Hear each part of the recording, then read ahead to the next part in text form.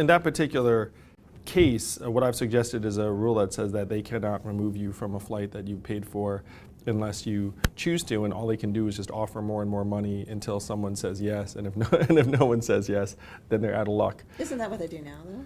No, I mean, in some cases they just actually make that determination on behalf of the customer. And if you prevent them from doing that, doesn't that make everybody's ticket cost more?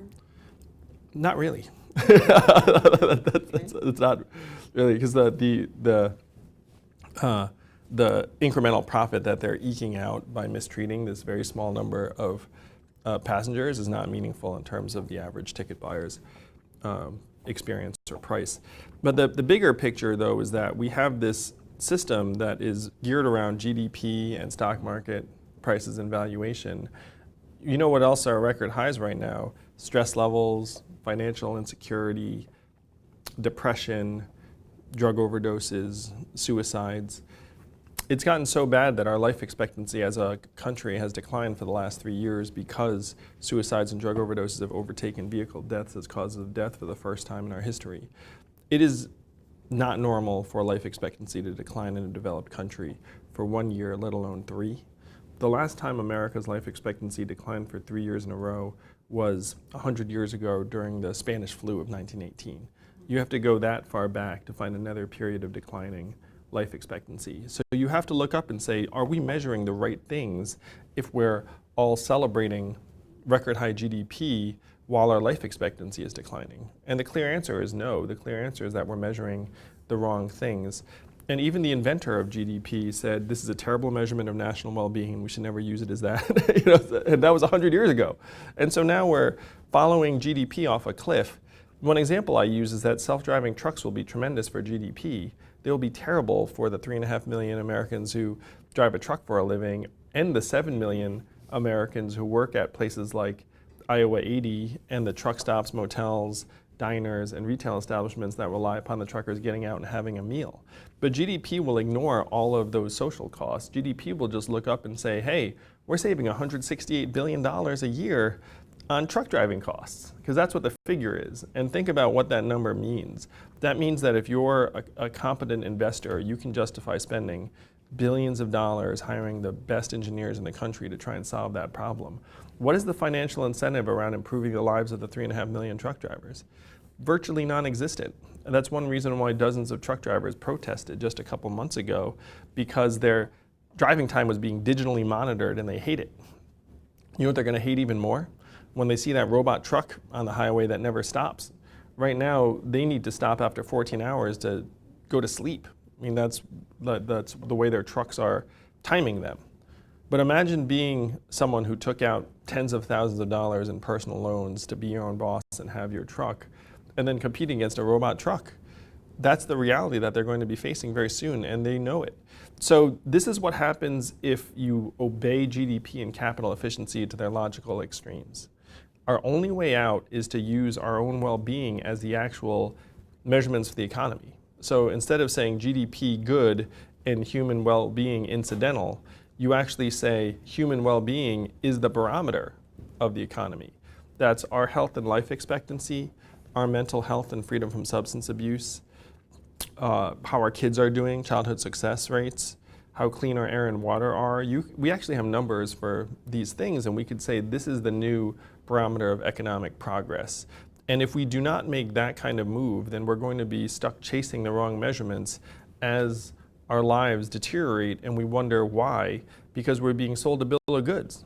Then you just turn on the TV news and it's like record high GDP, you should be happy about it, and then you look around and wonder why your neighborhood's going to the wrong direction. Even if you measure economic success in a different way, these companies are still going to be measuring their success by the bottom line.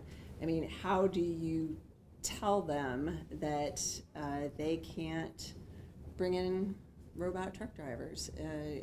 They're making a business decision. How can the government tell them that they can't do that? Well, so that is the direction that we, in some ways, are heading right now, is you're going to see this massive lobbying effort in various professions to say, you can't automate my job. One major lobby that's very powerful, the medical lobby. The doctors will say, gotta be a human doctor. I don't care what the data says that an AI doctor can diagnose this tumor more efficiently than the human radiologist. Still going to need a human radiologist. Medical lobby, very, very powerful. You know who has virtually no lobby? The retail employees. That's why 30% of stores and malls are going to close and no one's going to care, even though being a retail worker is still the most common job in this country. Average retail worker is a 39-year-old woman making between $9 and $10 an hour, but no one cares about her. And she has no voice in terms of stopping automation. And so truck driving is going to be an interesting case because only 13% of truckers are unionized. It is not as powerful a lobby as you'd imagine. 87% of truckers are small business owners in their own business. So even if you were to want to craft some large-scale negotiation, it's unclear who you would negotiate with. Like, who negotiates on behalf of these 87% of 3.5 million truck drivers? So what you're going to see is a knee-jerk reaction saying, well, we just have to stop the automation. And then the big questions that we have to ask are we going to do things much less efficiently to preserve large numbers of jobs for social order? Now, what I'm recommending is that we take the gains from automation, spread them to people as quickly and broadly as possible, and then have real intelligent plans in place. So on the trucking front, I'm proposing a czar that says, look, if we're going to save $168 billion a year on automating away truck driving, maybe you take 25% of that, which is $40 billion a year, and you build a transition plan and runway for some of these truckers so that they're not going home to nothing. And they have this freedom dividend in place so that it's not an existential threat. Like, there's a large-scale social adjustment that needs to be made. But one of the things that's driving me, as you'll see in my book, I studied what happened to the 4 million manufacturing workers who lost their jobs here in Iowa and around the country. According to economic theory, which I studied, those workers would get retrained, reskilled, find new higher productivity jobs, move for new jobs, and all would be well. That is not what happened, and we all know that here around this table because you saw what happened to the communities here in Iowa. About half of those workers left the workforce and never worked again. And of that group, about half filed for disability. And then you saw surges in drug overdoses and suicides in those communities. None of this is in my economics textbook. None of it said, if you get rid of this many jobs, people go home, drink a lot, start to kill themselves, vote for Donald Trump. Like, that was not in the textbook. But that is what happened in real life.